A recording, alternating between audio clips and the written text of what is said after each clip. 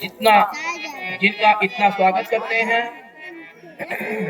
वास्तव में इससे बड़ा सत्कर्म किया होगा। मम्मी को जाओ क्यों कि मनेन कृतं पुण्यम अवधूतेन भिक्षुणा,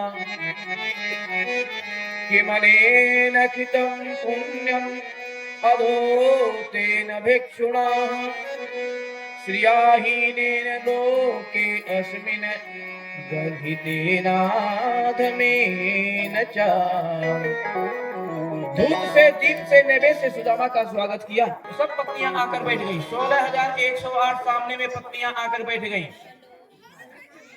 पौत्र जो नाती थे वो भी सब आकर के बैठ गए। अब पुत्र जो है वो भी आ गए। ऊपर से नीचे तक प्रभु सुदामा को देख रहे हैं। गोविंद ने पूछा, सुदामा जी कैसे हैं आप? सुदामा जी ने जवाब दिया, गोपाल मेरे समान सुखी कोई नहीं है, मैं खूब प्रसन्न हूँ।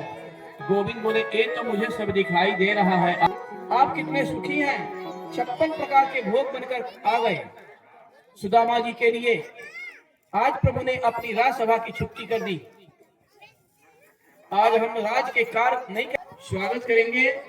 भगवान के मंत्री, भगवान के सेनापति, सब लोग भगवान के सामने सुदामा के चरणों में नीचे बैठे हैं। रुक्मणी जी पंखा कर रही है। 56 प्रकार के व्यंजन सब बनकर आए। प्रभु ने कहा, भोग लगाइए। ऐसा नहीं कि सुदामा जी सुने हो कि 56 प्रकार के भोग आ गए हैं तो टूट पड़े हो। नहीं, सुदामा जी बोले, लाला बुरा नहीं माने तो एक बात बताओ, क्या ये पकवान ज्यादा खाने से मन बिगड़ते हैं, फिर भजन में मन नहीं लगता है। मैं तो नमक डाल करके दो टिक्कर सवेरे और 2 शाम को पाऊं। प्रभु ने कहा, इन्हीं पकवानों को जीव जब मेरा प्रसाद समझ करके, और ज्यादा प्रसन्नता होती है मुझे मेरा प्रसाद समझ करके जब ले लेता है, बुद्धि विकृत नहीं होती और संवरती है। लाला ऐसी बात है, दोनों संग संग हम भोजन। जी ने कहा कि साथ में भोजन करेंगे। आचार्य सुखदेव जी कहते हैं, राजन परीक्षित, दोनों मित्रों के बेस में कितना अंतर है। देखिए कि एक है मित्र ऐसा जिसके चरणों में कोई पादुका नहीं है, और एक भी सोने, और दूसरा मित्र ऐसा जिनको धोती सी 20 जगह से फटी हुई, और एक मित्र ऐसे हैं जो सोने की पादुका पहनते हैं, लेकिन विचारों में सामंजस्य, विचारों में समानता। ये दोनों थाली बनकर आई है। एक साथ में दोनों प्रेम से भोग पा रहे हैं, कृष्ण और सुदामा।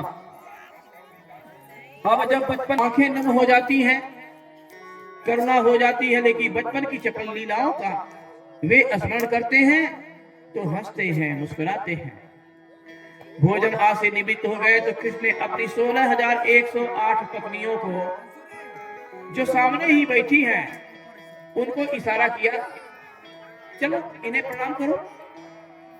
ब्राह्मण देव को अब एक एक पत्नी सुदामा को प्रणाम करने आ रही है। जरा ध्यान देंगे। सबसे पहले रुक्मणी जी आई। महाराज प्रणाम करती हूँ। क्षीर सौभाग्यवती हो देवी जी, मैं जमवंती हूँ, प्रणाम करती हूँ। प्रणाम करती हूँ देवी, चीर सौभाग्यवती हो। है प्रणाम करती हूँ देवी, चीर सौभाग्यवती हो। अब मैं कितनी टोटल 16,108। मैं मित्रमंडा हूँ, प्रणाम करती हूँ देवी, चीर सौभाग्यवती भव। एक एक पत्नी को प्रणाम करती जा रही है सुदामा जी को, और अपने हाथ को ऊपर उठाते उठाते तो सुदामा जी के हाथ से थक गई।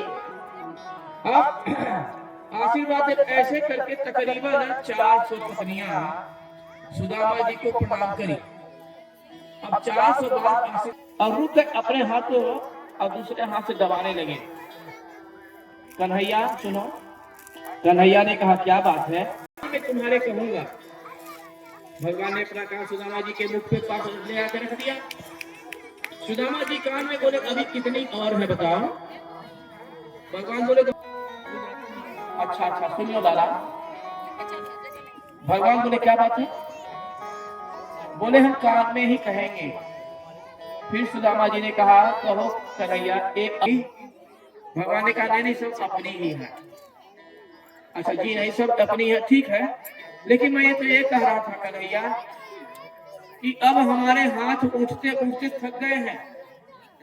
अब तुम इन सब के बदले में तुम प्रणाम कर लो और तुमको मैं आशीर्वाद दे दूं, सबका आशीर्वाद मिल जाएगा। भगवान ने ऐसा ही किया और जब प्रणामात्कार हो गया। अब किसने बहुत सुंदर बात कही। अब जब प्रणाम हो गए, अपी ब्रह्मन